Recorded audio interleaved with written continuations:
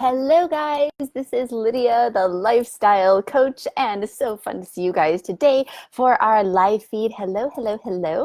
And what we do here is we end eating disorders using nothing but our brains. So that's binge eating, bulimia, overeating, graze binging.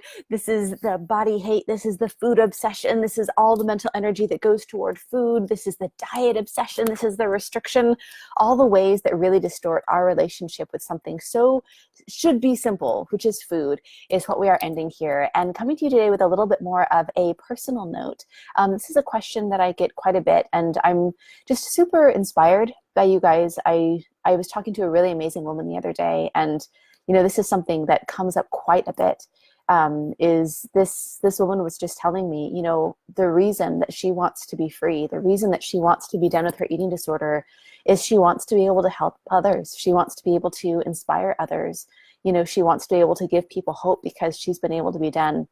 And so many of you guys say that to me, that you just know that if you can be done, that it's going to help and inspire others. And that's one reason why it's so fun when we have, grads of our program that share their stories. You guys have probably seen their freedom stories at lydiavideo.com. We have a whole, playlist of just the real stories of the women who have gotten free and what it's like on the other side, and the amazing things that you guys are able to do when you do have your lives back and have your brains back.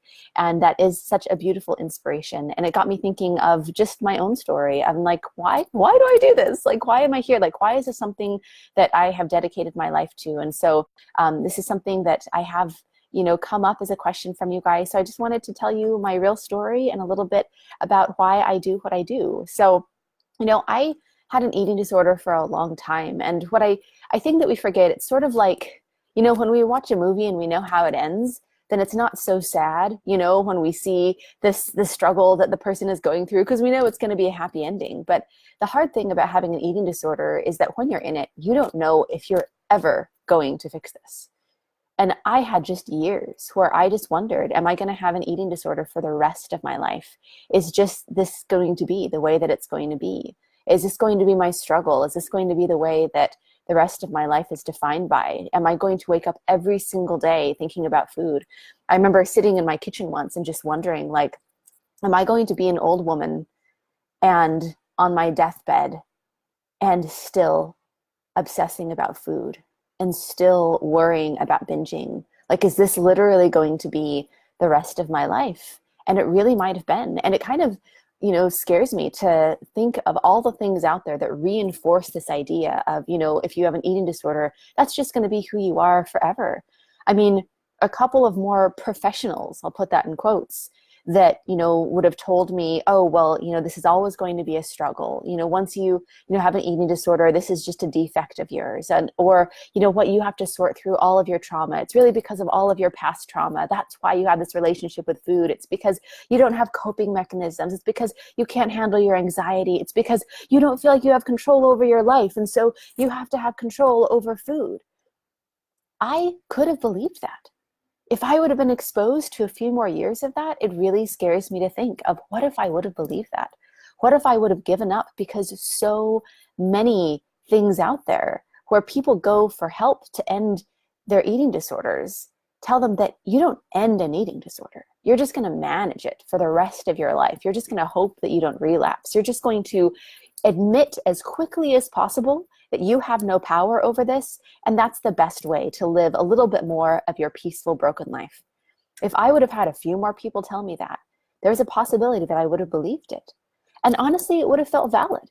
I could have pointed back to that. Oh yeah, oh wow, I do have trauma in my background. You're right, that must be it. That must be why I have such an awful relationship with food, because of my trauma. Because I could have gathered evidence for that. I could have said, oh yeah, you're right. Like, there are these aspects of my life that I don't feel like I have control over. Just like any of us can say, there are aspects of our life that we don't feel like we have control over.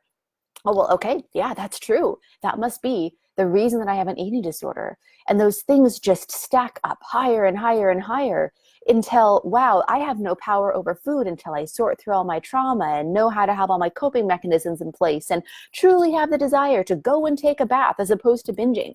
That never, ever, ever worked. But I could have believed that. And so I know that, with so many of the messages that we have, like it's an opportunity to give up every single time that we try to get help one more time with something that's actually making the problem worse. And so one part of the reason that I do what I do, you guys, is because I know that if we don't help somebody to have that hope back and show them how to be done with this all the way, and for them to know that they were never broken in the first place, they are doomed to doing something that will most likely make it worse.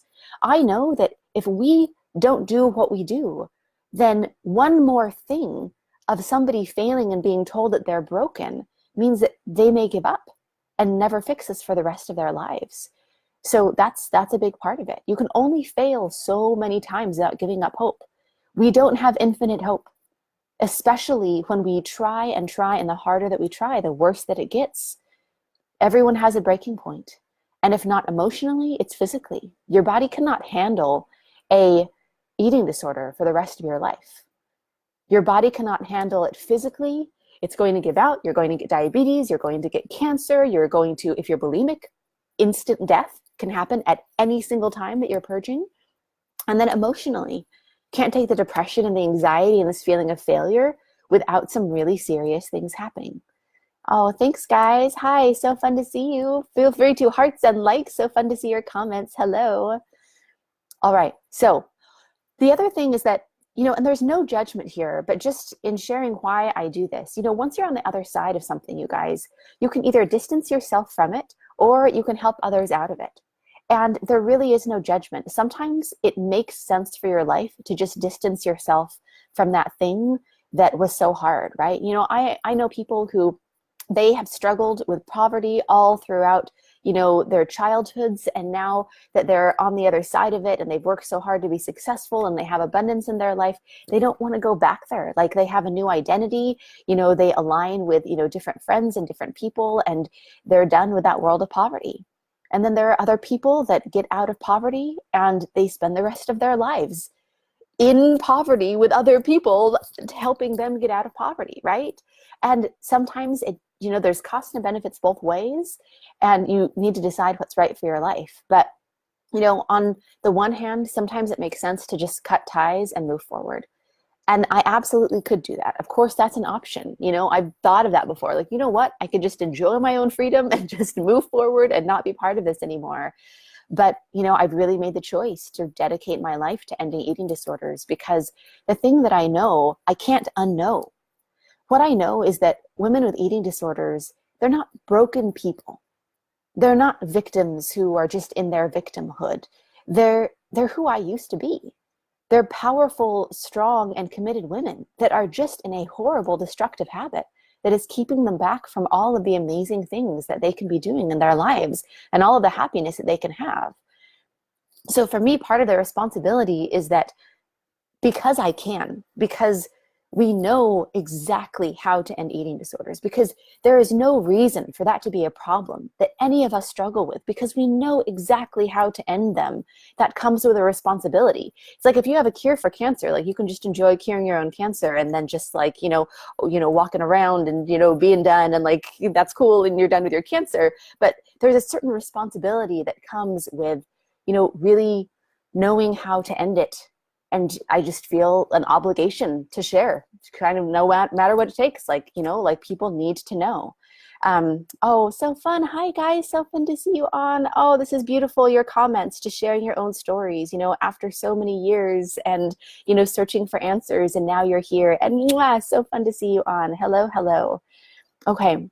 So another part of this, I'll just be honest with you guys. This is a little vulnerable, but just to be honest with you guys, a big part of why I do what I do, besides we know how to end eating disorders, I feel a responsibility around that. It's like, I know what it's like to be on the side of wondering if you're ever going to be done with this, and then, being on the side of freedom. But another element of why I do what I do is honestly to make right the wrongs I've done. Like, I was part of the diet industry for such a long time. I blogged about 15-calorie pasta. I blogged about, just pushing yourself and pushing yourself. And, there's no reason for anyone to be overweight. Look, you can just be thin like me. I mean, I posted before and after pictures regularly. I helped thousands of people lose weight. And I had no idea that that restriction was giving me an eating disorder, was giving them an eating disorder, was damaging so many people. But just because I didn't know what I was doing and the harm that it was doing doesn't mean that I don't take responsibility for the harm that I did in the world. And now that I know, I feel like, I feel like we all have a responsibility to do whatever we need to admit that we were wrong and do our best to make it right. And so that's part of it as well. You guys, I know now, I know better. I know that every single time that we go on a restrictive diet has a 30% chance of permanently pushing up our set point weight. I know that a huge reason for all of these awful eating disorders is because of the world that we live in and the diet industry and that restriction. I know the number one cause of eating disorders is restriction. And the number one thing that people try to do to fix their relationship with food is go on another diet. There's a big problem there. To drink the poison that made you sick and call it medicine, that only makes the problem worse. And so a big part of it is just there needs to be more good voices out there. And sometimes I wish there was something out there that I could have done, right? Like that I could have gone to somebody and they could have shown me what I know now. And, somebody who could end my eating disorder. And, I can just refer people to whoever that was. And you know what? There are more and more good voices out there. And I'm so grateful for that. But when I was in my eating disorder, there was nothing out there that taught me how to go from even intellectually understanding how I could be done to actually doing it and seeing that transformation and having that just like that knowing in my bones and that compulsion to binge just melt away, and in a way that would never come back, and how to do it in a way where it was absolutely permanent. So I don't have to be afraid for the rest of my life of relapsing, of going back to my old ways, of putting all these guards up in my life to try to, never go back to it. A way that I could just absolutely relax and know that I simply don't have an eating disorder anymore. And there's no fight in just doing what you want. And when you have no desire to go back to binging or restricting or any of the things that are destructive, when that desire is just gone and it's not coming back, it's not hard anymore. It just means you don't have an eating disorder anymore. Just like you don't suck your thumb anymore and you don't wet the bed anymore.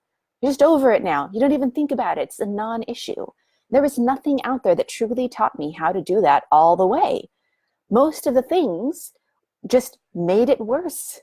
And so although that sometimes I wish it would have been an easier path, what that did was I looked around and I refused to accept that I was broken.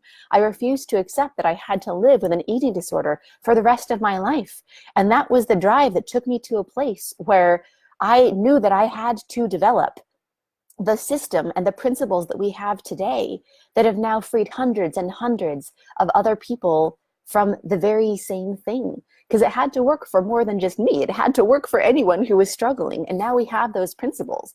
But sometimes that comes out of a drive of there's just nothing else out there. I had to find my own way out. And that took a lot of data. And that took a lot of experimenting. That took a lot of just real experience. But now we know how to do it. And I know that if we're not there with this voice and in this cause and to help people know that there's another way, they're going to go into one more thing that's going to make it worse, and maybe that last thing that they do, because you know what? I know that I'm broken now. I've been trying for 25 years. We coach women who have been in this cycle for 45 years. And I just applaud these amazing women. Shout out to, who you are, right? It's like our 45 years, right? Like that we're in this for, approaching 50 years, and you never gave up hope, and you finally found us, and you finally found the way to get free. And now they can live the rest of their lives with freedom. But I don't want to doom anyone to something that's just going to make it worse. And what we've created here is an army of empowered women in the world. This goes much deeper than just ending eating disorders. This goes to freeing these incredibly strong, wonderful women to do what they would have been doing all along if they didn't have this awful relationship with food that was taking over their life. And really being able to have the kind of freedom where you can do whatever you want to. You can be exposed to anyone, that there's no way that you're going to be triggered and relapse. I want you guys to understand that's real freedom. Real freedom doesn't mean that you can't ever have foods in the house that you'll binge on if they're there. That's not freedom. True freedom doesn't mean that you have to have, these 50 things in place and never go in this situation, never be around that person, and, always do your meditation every day, or you're going to, relapse. That's not freedom. When you don't have an eating disorder anymore, you might have a hard day, you might be tired, but that doesn't make you do anything. Once you know that you can't be made to do anything because you know exactly how to be the powerhouse in your own brain and with your own actions, so that nothing can make you binge. And so it's that true freedom that allows me to do what I do, right? Like, we coach so many women that help people with eating disorders, like, therapists who specialize in eating disorders, and literally their patients that they're talking to are triggering their own eating disorder. It's a horrible thing, but that's not freedom. Freedom means there's nothing that's going to trigger you because it's a non-issue. You're not in that world anymore. Like, that's not something that anything can make you do anything that you don't want to. And I love this army of amazing people, and men as well. I know that we coach mostly women, but we have some amazing guys who have gone through our program. And I mean, no one really knows everything that goes on in the background, right? Like, people don't know exactly what it takes to, be a business owner, to be part of an unpopular cause that challenges, the status quo. I mean, there's some really hard stuff that comes with that, the hate mail and the mean comments and all of the haters. But honestly, it's all worth it because of these women that get free. I mean, the women who get to now, I'm thinking of, specific grads of our program. There's a woman who told us that now she gets to put her kids to bed and be present with them and not be rushed, because every single night of her children's lives, she would put them to bed rushed and on edge because she knew that that was her time to binge right after they were in bed. And now she can just be completely present with her kids. There's a woman, another grad of our program, where, her husband told us that, I'm getting to see my wife for the first time. Like, she was always, upset. She was always pushing me away. She was canceling date nights. And he didn't know that it was because she was so miserable and felt so awful about her body because of her binging. And he's getting to see truly who she is for the first time. I think of a teenage girl who graduated our program just a little while ago. And now she's just this incredibly empowered woman who gets to, when her friends all start talking about how much they hate their bodies and, oh, like, you shouldn't eat that. And, oh, it's like, have you seen, that person gain weight? That's not going to be me. She knows what to say now. She's unaffected by it. It doesn't make her go back into her eating disorder. She just gets to be an influence and a power in her friends and her teenage friends, like, early in life. Another grad of our program, this amazingly powerful woman, doubled her business in a matter of a month because of just having so much mental energy back. Amazing grandmother who graduated our program, that if she would have continued with her binge eating, she would have had to tell her daughter that, you're going to have to find some way to afford daycare because I can't take care of the kids while you're at work anymore, because her health was getting so bad because of the things that she was doing with how she was eating. And now she gets to be healthy and she gets to play with her grandkids. Authors and speakers and coaches and psychologists, all of these powerful women finally feeling an integrity and not feeling that imposter syndrome anymore because they're helping other people, but they can't help themselves. They helped themselves. They got the help that they needed. Now they're grads of our program and they're free of their eating disorders and they can be back in integrity with their own lives. Like, this is why I do what I do. Because there is more than just me who is a powerful woman. There are so many incredibly powerful, inspirational, life-changing, women, career women and mothers and grandmothers and influential friends and just incredible, incredible people that are buried under managing an eating disorder every single day of their lives, waking up and calculating all the wrongs that they did last night when they binged, swearing that they're going to make it better, starting out the day so strong, obsessing about food, making a grand plan, only to have that crashing down at 4 o'clock when they get home and they're tired and they think, oh, I'll just have a little bit something. And then they spend the rest of their night that they could have been spending changing the world and getting ahead in life and doing the things that fill them up and strengthening their relationships. Instead, they spend that in a jar of peanut butter, and then they lose sleep and wake up tired the next morning. That cannot last. Something gives out. That pattern does not last forever, either mentally or physically. Something gives. And there are damages that are done that we can't undo. But what we can do is we can end this right now. We can end an eating disorder in its tracks so you get to live the rest of your life free. And that's exactly what I do, or why I do what I do, because I know what's on the other side of that. So you guys, I just wanted to share a little bit about that today. And if you're in that position where you just want to be done, where you're just tired of this, where you don't want to do another thing that makes it worse, right? Another free ebook or some free program that's having you declare to a group that you're powerless. Don't do a thing that makes it worse if you want to be done. And if you want this to just get better, we do free sessions. You can do a free session with us where we are going to help you with that foundation of freedom. And this is a service that, we provide because we don't want anyone to have to keep suffering when they don't have to. So what you can do is you can book a breakthrough session with us. You can go to lifewithlydia.com/apply. There's a calendar page there. Make sure that you wait for it to load. That's lifewithlydia.com/apply. And you can snag a spot there, and we're going to help you in an hour and a half, set aside that time to really be present for yourself, because we're going to help you build that foundation for freedom in your own life for what you need specifically, and show you the missing pieces of what you need to put in place to really truly be done. And again, this is Lydia, the lifestyle coach, signing off. Mwah. Bye guys.